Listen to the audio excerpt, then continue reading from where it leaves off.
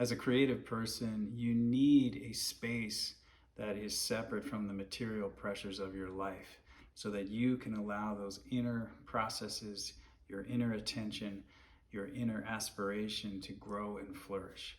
In the past, when people were drawn towards a more spiritual life, they would often make a radical decision to leave their life and go into a monastery where they were not only physically walled off from the outer world, but they were often given a set of practices to follow from the elders of whatever tradition that they followed. That key idea of having a sacred, separate space that also has specific practices is something that we can also use for our creative lives in a way to refresh us and get us back into our lives without having to leave it. And today I'm going to show you 3 journaling ideas that are going to help you build your own monastery out of paper and ink.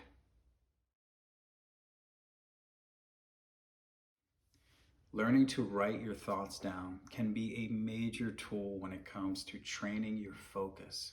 When we write our thoughts down, our brain actually wires itself towards a state called the task positive network. There is a difference in brain states from the task positive network to the default mode network. The more that we are in a task positive state, our brain will wire itself to become better and better at that state. So rather than being stuck in a passive state where our thoughts can often lead into certain ruminations of negativity, we can actually train ourselves to take our thoughts, direct them to the pen and paper, and start to develop this skill of intense focus. Directing our attention with intention, directing our thoughts is a massive power when it comes to living a creative life. Learning to direct our thoughts towards the projects and passions that we want is like a superpower nowadays. And it's very accessible if we can simply get into the practice of writing down our thoughts in a journal.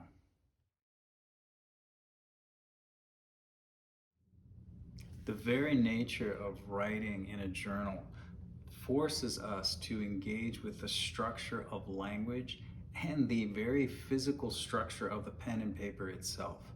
We are literally engaged in the process of taking something that is non-material, taking thoughts, feelings, ideas, visions, and transmuting them into the material world. There can be this beautiful satisfaction in structuring your words in a way that reflect how you feel inside, or give rise to a sense of what you would like to do on an upcoming project.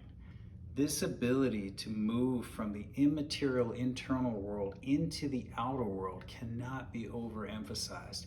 It's literally the creative act, and it's essentially like a miracle in doing it.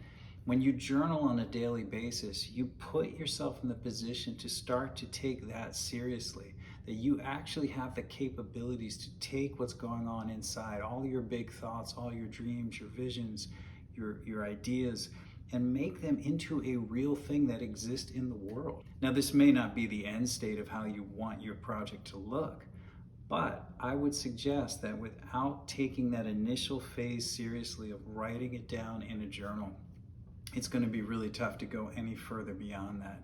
And giving yourself the affirmation that it's worth the time and effort to do so is a massive gift to your creative life.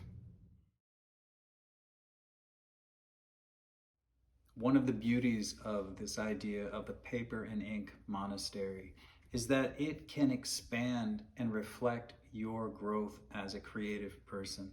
So whether you're starting off very minimally and just noting a few ideas as you go, or whether you're allowing your notebook to expand so there are vast stretches of your thought and ideas woven into your day-to-day plan, or even beginning to separate out into different notebooks dedicated for different types of thoughts and projects, your monastery can essentially grow rooms and expand in this way that reflects your growth as a creative person.